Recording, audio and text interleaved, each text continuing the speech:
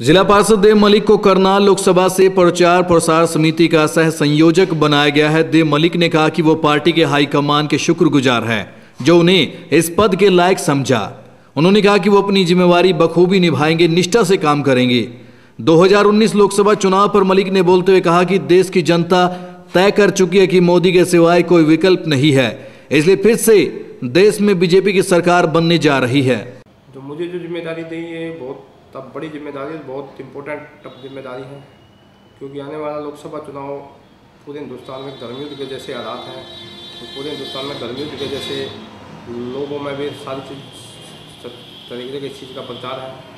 तो पार्टी ने मुझे जो प्रचार प्रसार के लिए मुझे जो जिम्मेदारी सौंपी वो इतनी इम्पोर्टेंट है कि शायद मैं उसको शब्दों में नहीं बता सकता, लेकिन फिर भी मैं पार्टी का धन्यवादी हूँ। पार्टी संगठन के अपने जो हमारे जो अध्यक्ष हैं, हमारे सुभाष बराला जी, हमारे संगठन मंत्री एडवोकेट वेदपाल जी, और जो प्रदेश के जो संयोजक हैं इसके प्रचार प्रसार के, मतलब श्रीमान सत्यवान शेरा जी, तो उनका मैं धन्यवाद करता हूँ और उनका आभार व्यक्त करता हूँ।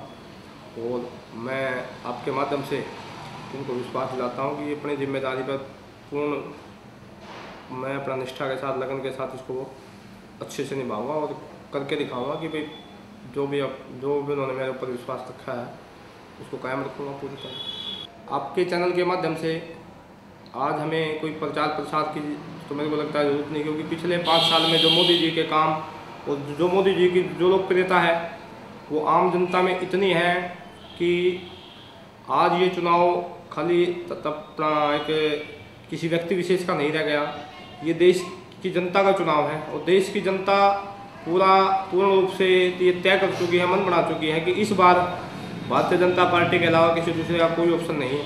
और मैं मानता हूँ कि विपक्ष की जो नकारात्मकता और विपक्ष ने जो गैर जिम्मेदाराना व्यवहार जो रखा और जो काम उनके लोगों ने 60 साल तक जो उनको देखा है, भुगता है, तो उस करके लोग उनसे हताश भी हैं, निराश भी हैं। और पानीपत और करनाल के बारे में तो मैं आपको पूर्ण रूप से विश्वास दिलाता हूँ कि हरियाणा में पूरी जो भी हमारी लोकसभा सीटें हैं 10 की 10 सबसे सेफ अगर कोई लोकसभा है, सबसे सुरक्षित और सबसे अच्छे वोटों से जीत कर जाने वाली अगर कोई लोकसभा है तो वो हमारी लोकसभा होगी। हाल ही में होने वाले लोकसभा चुनाव को लेकर जहां राजनीतिक दल जुट चुके हैं, वहीं आम आदमी भी चुनाव में अपनी पूर्ण भागीदारी दिखाने लगे हैं। अपने पसंदीदा नेताओं को टिकट दिए जाने की पुरजोर मांग करने लगे हैं। करनाल से कांग्रेस सरकार में एक सांसद रहे अरविंद शर्मा के बीजेपी ज्वाइन करने के बाद पानीपत की जनता प्रधानमंत्री नरेंद्र मोदी और अमित शाह के साथ बीजेपी नेताओं से अपील करने लगी है कि एक मौका बीजेपी सरकार अरविंद शर्मा को दे, वे उन्हें यहां से जिताकर भेजेंगे। पूर्व सरपंच सुरेंद्र शर्मा, ब्लॉक चेयरमैन रमेश खरब की अगुवाई में लोगों ने मांग की कि बीजेपी सरकार अरविंद शर्मा को करनाल लोकसभा से एक मौका दे। आज प्रेस वार्ता में हमारे जो सांसद 10 साल से डॉक्टर अरविंद शर्मा जी जनता 36 बिरादरी की जो सेवा की है, उन्होंने बीजेपी में आकर बहुत अच्छा कदम उठाया है। लोगों में उत्साह है और हमारे लोग 36 बिरादरी की एक मांग है कि जो 10 साल तक अरविंद शर्मा जी ने सेवा की है, हमारी अमित शाह जी से बीजेपी कार्यकारिणी से प्रार्थना है कि उनको एक बार सेवा का मौका करनाल लोकसभा से दोबारा दें। और हम 36 बिरादरी के लोग, जिसमें मुसलमान, सरदार, जाट, सिख जो भी हैं, वो बड़े खुश हैं। एक बार चांस दे दो उनको जिताने की हमारी गारंटी है। और 11 बजे पोलिंग पे कांग्रेस का, किसी जय हिंद पार्टी का, लोकदल का, किसी का भी एक आदमी आपको सामने दिखाई नहीं देगा।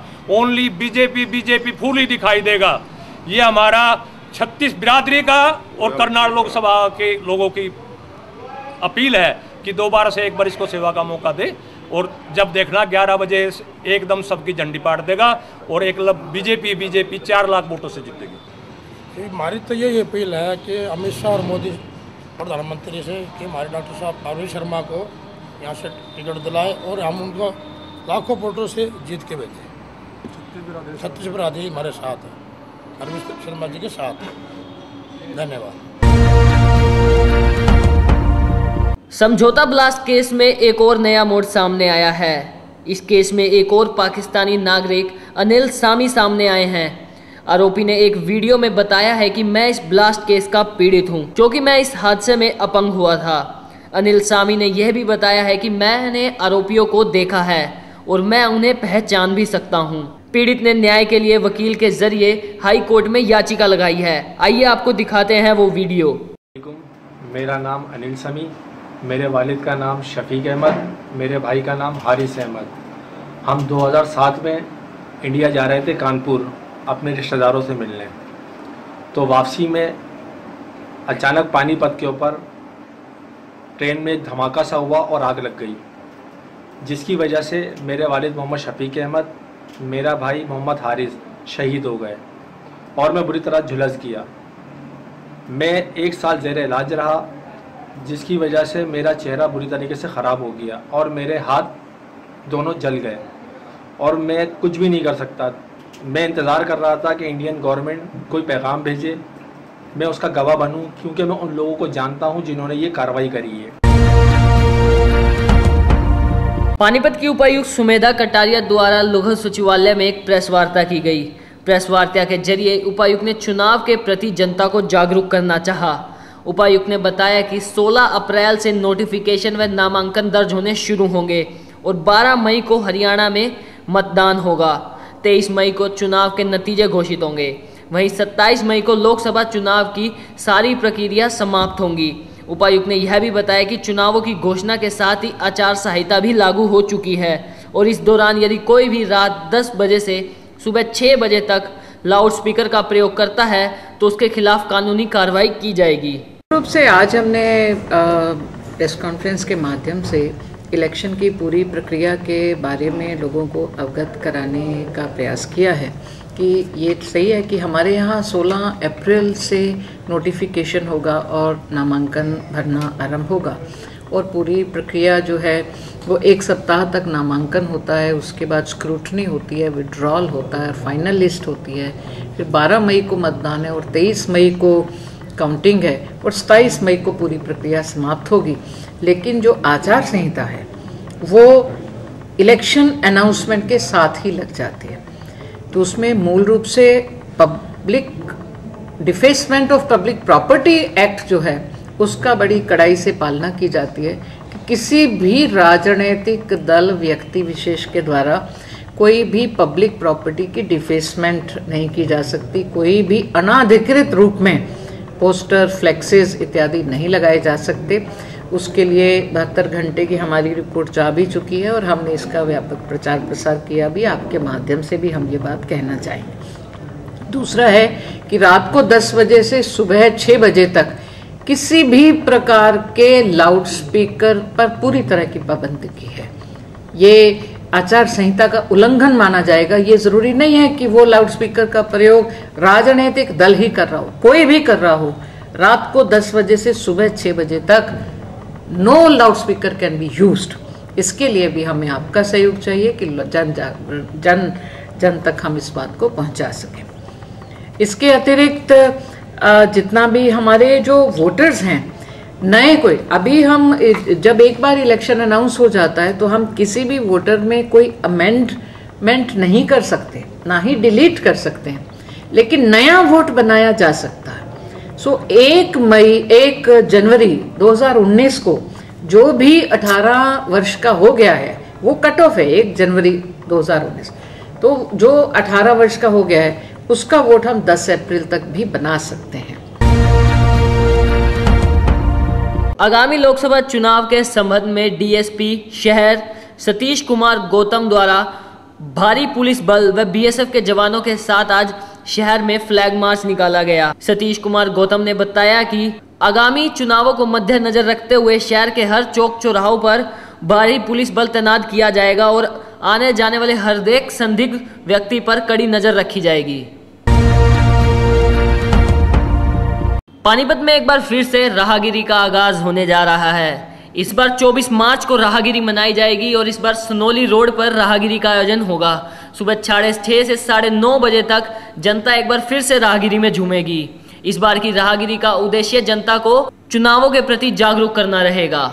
और हम राहगिरी को भी वोटर अवेयरनेस के रूप में हम राहगिरी का भी जो थीम है वो जो यहाँ की सभी धार्मिक सभी सामाजिक संस्थाएं, नॉन गवर्नमेंट ऑर्गेनाइजेशंस मिलकर के मनाती हैं। तो उस बारे में भी आज चर्चा की जाएगी। एक मीटिंग हो रही है कि चाहे स्मालखा है या हमारा पानीपत शहरी या ग्रामीण है, तो यहाँ पे जितना भी वोटर अवेयरनेस है वो हम राहगिरी के माध्यम से भी कर सकें, ऐसा हमारा प्रयास होगा। साल से अखिल भारतीय फ्री स्टाइल कुश्ती का आयोजन किया जा रहा है, जो इस बार पानीपत में हो रहा है। तो इसमें अलग अलग वेट के जो ग्रुप होते हैं मेल और फीमेल के, उसके 10 कैटेगरीज के यहाँ पे प्रतियोगिताएं होंगी। 80 नामी खिलाड़ियों के आने की संभावना है।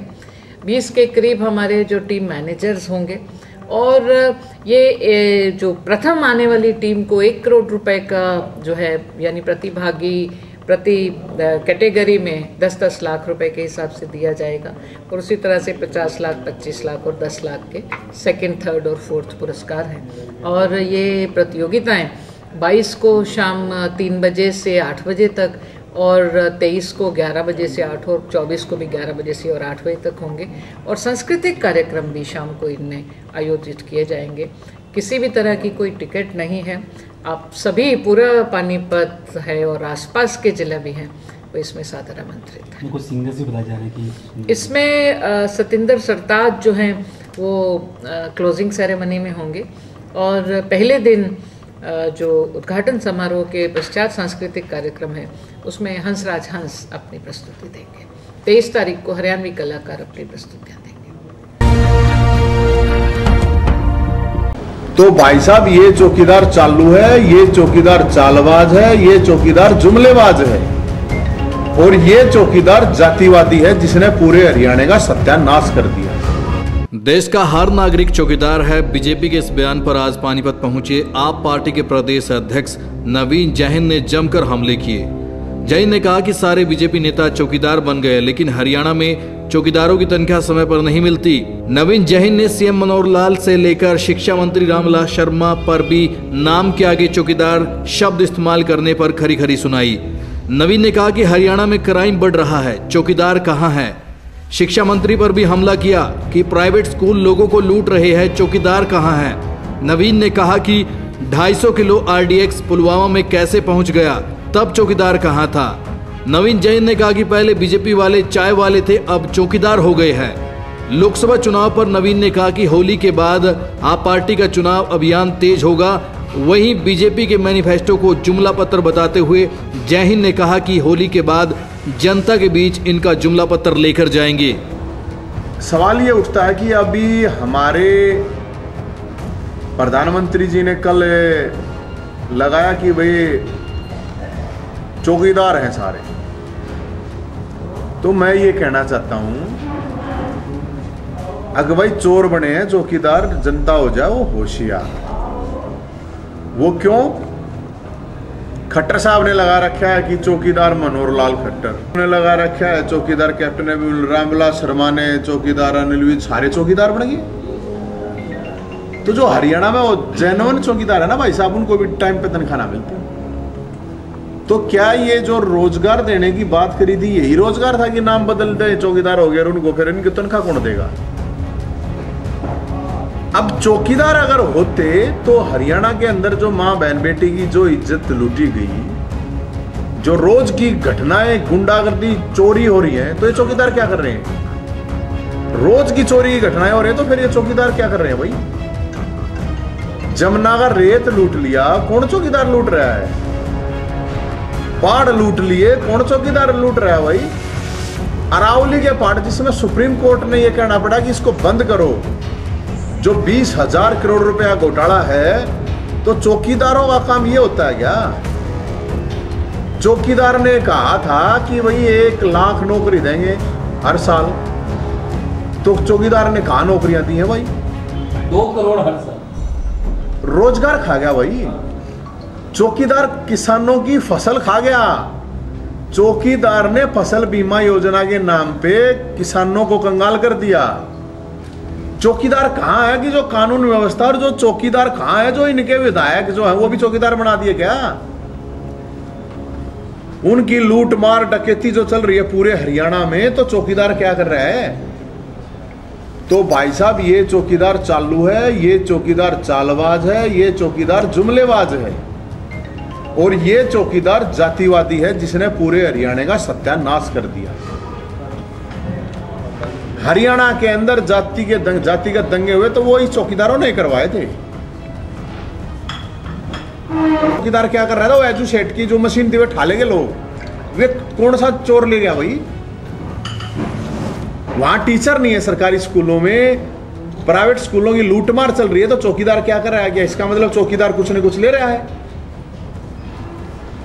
रामविलास शर्मा जी चौकीदार हैं, अनिल विज साहब चौकीदार हैं, सरकारी हॉस्पिटलों में तो भट्ठा बैठ रहा है, ना डॉक्टर है ना दवाई है और कितने तो बिल्डिंगें भी नहीं है। तो वो चौकीदार क्या कर रहे हैं फिर? जब दवाइयां नहीं, डॉक्टर नहीं थे, कौन लेके जा रहा है? डॉक्टर ने कौन दवाइयां ही चोरी कर रहा है? चौकीदार क्या कर रहे हैं? तो ये पहले तो चाय वाले हो गए थे सारे, अब ये चौकीदार हो गए। तो हमारा मकसद लोगों के बीच में जाके ये बताना, जगाना कि लोगों को किस तरह बहकाया जा रहा है। इस देश के अंदर बीजेपी की जो सरकार है, बीजेपी जो पार्टी है, वो जानी जाती है दंगों के लिए। अब इन्होंने क्या किया है? सेना को भी नहीं छोटा भाई साहब राजनीति में लपेटने के। पूरे देश को सेना पे गिरा हुआ, पूरा देश सेना के साथ खड़ा था, पूरा देश बॉर्डर पे जाने की तैयारी कर रहा था। उस टाइम पे ये चौकीदार बूथों पे जा रहे थे। ये बताना पड़ेगा कि जब हमारे शहीदों की चिताएं भी ठंडी नहीं हुई थी तो चौकीदार अपनी सारी टोलियां लेकर बूथ पे जा रहा था।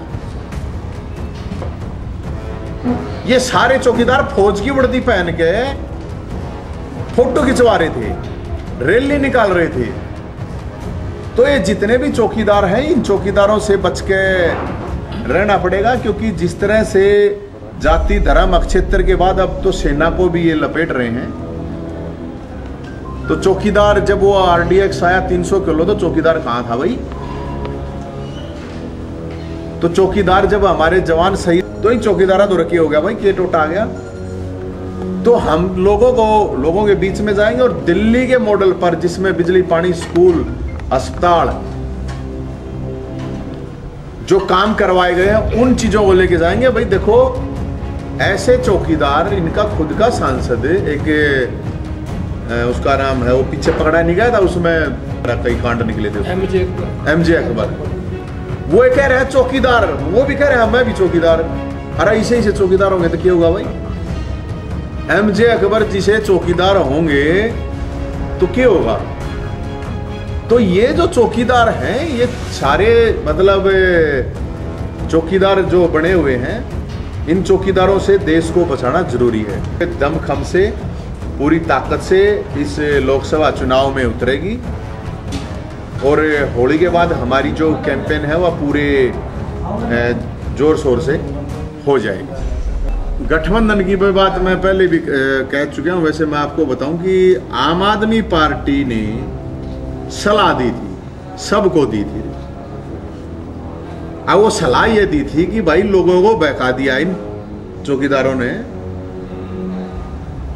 जाति के नाम पर, धर्म के नाम पर, अब सेना के नाम पर। जो इनका प्रोपगंडा है उसको तोड़ने के लिए सब ने इकट्ठा होना पड़ेगा, क्योंकि समाज बचेगा जब तो राजनीति होगी। भाई साहब, इनने तो समाज तोड़ दिया, काम धाम तो इनने जो कराए।